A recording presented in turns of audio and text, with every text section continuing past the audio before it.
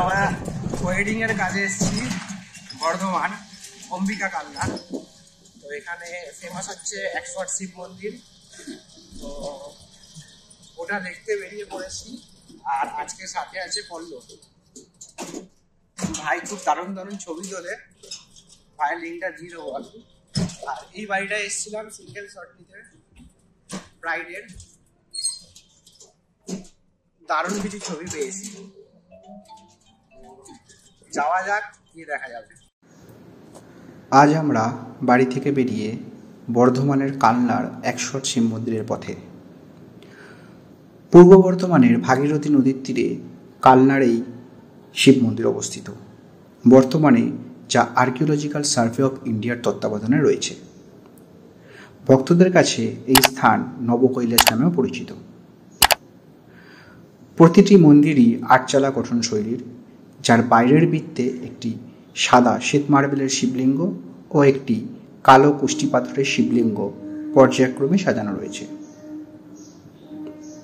আর ভিতরের বৃত্তে সবগুলোই সাদা বা শ্বেত মার্বেলের শিবলিঙ্গ। তো শুধু মন্দির নয়, মন্দির দেখার সাথে সাথে মন্দিরের গায়ে যে কাজগুলো করা আছে সেগুলো খুব দেখার মতো, খুব নিখুঁতভাবে সূক্ষ্মভাবে কাজগুলো করা আছে। যদি আমি বলবো একটু পল্লবকে দেখানোর জন্য,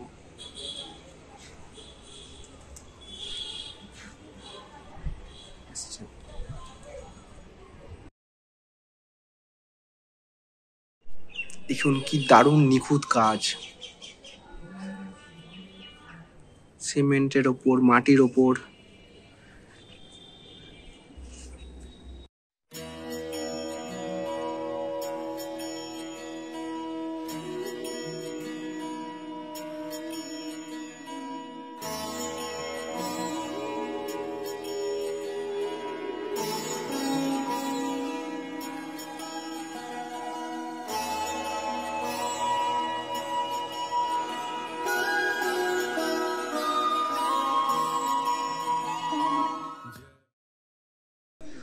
তো ভিতরের প্রত্যেকটা শিবলিঙ্গের যে মূর্তিগুলো আছে প্রত্যেকটা আলাদা আলাদাভাবে প্লেস করা, মানে কোনোটা হয়তো ডান দিকে ঘোরানো, কোনোটা বাঁ দিকে ঘোরানো, কোনোটা সোজা আছে।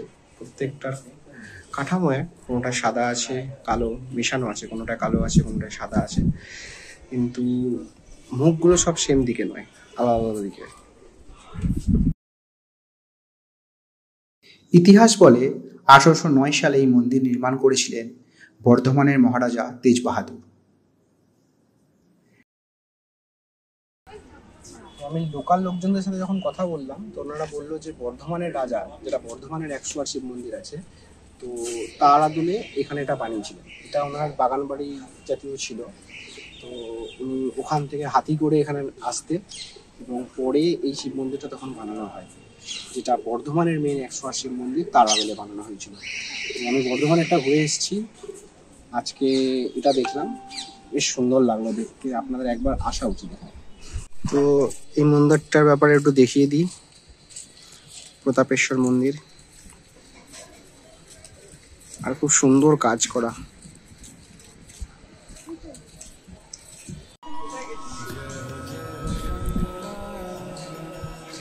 অসাধারণ অসাধারণ কারুকার্য।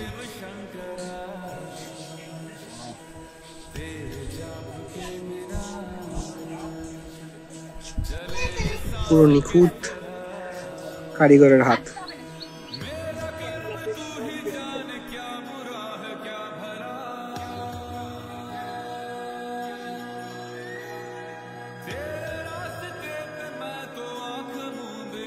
প্রচন্ড রোদ এখানে, এখন বাজে পুরো 12টা। এই মন্দিরগুলো পুরো জায়গাটা জুড়ে, আগে গিয়ে দেখাচ্ছি বাকিটা। তো এখন রাজবাড়িতে আছে, এটাকে লোকাল লোকজন রাজবাড়ি বলে। এটা এখন আর্কিওলজিক্যাল সার্ভে অফ ইন্ডিয়ার আন্ডারে আছে, তো ওরা এটাকে রেস্টোরেশন করে রেখেছে।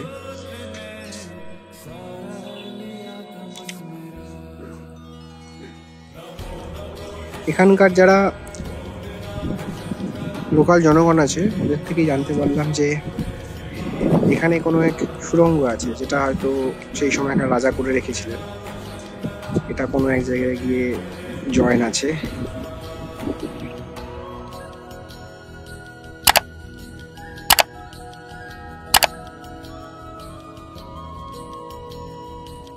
আর কিভাবে সুন্দর জায়গা নষ্ট করতে হয় এটাই। এখানে একটা পালকি আছে সেই সময়কার ব্যবহারের।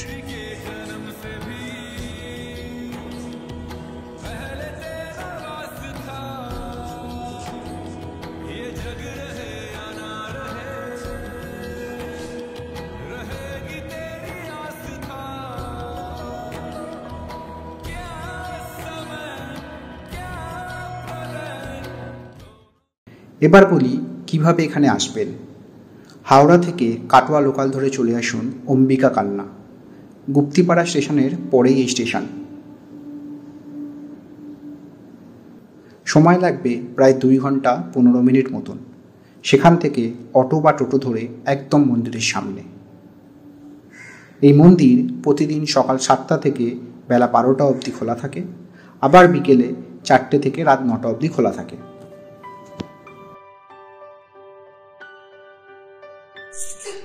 পুরোনো দিনের নিখুঁত কাজ দেখতে হলে এরকম মন্দিরগুলোই যথেষ্ট।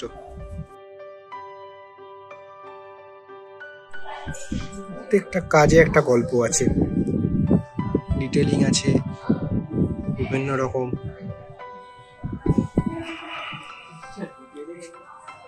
যেমন এখানে হয়তো আমি বুঝতে পারছি কিংবা ভুলও বুঝতে পারি, এখানে দুজন যাচ্ছে এবং ঘোড়ার গাড়ির ওপরে নাচ গান হচ্ছে। মন্দিরের গায়ের কাজগুলো সেরকম দেখার মতো। আর এটা ছিল লালজি টেম্পল।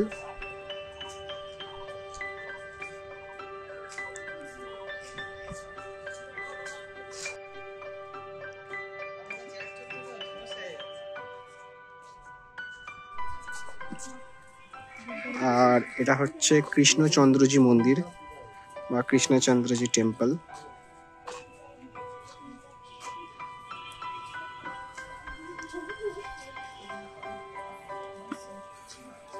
প্রত্যেকটা এই মন্দিরেরই ডিজাইন, প্রত্যেকটা ডিজাইন আলাদা আলাদা রকম এবং একটা গল্প আছে। দেখো শিব ঠাকুরগুলো দেখো ভিতরে ভিতরে বসা। হ্যাঁ, ছোট ছোট মন্দির রাখা এবং তার ভেতরে একটা করে শিবলিঙ্গ, পুরোটাই খোদাই করা কাজ। প্রত্যেকটা থামের গায়ে গল্প খোদাই করা আছে। একটু যদি ক্লোজে যাই তাহলে বোঝা যাবে।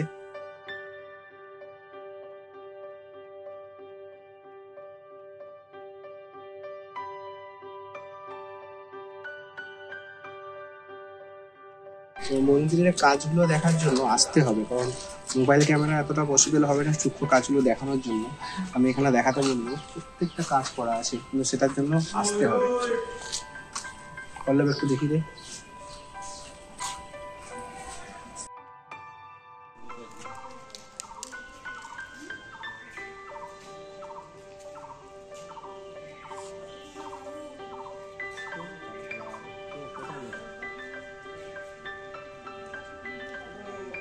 হ্যাঁ দেখো দেখো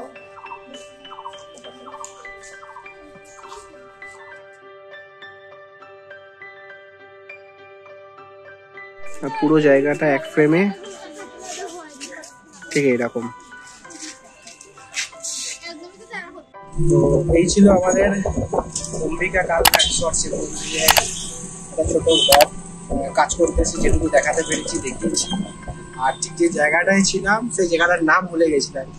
এখান থেকে ফোন করে আবার জিজ্ঞাসা করলাম জায়গা, দাদাকে বললাম নেক্সট ব্লগে দেখা হচ্ছে। ধন্যবাদ।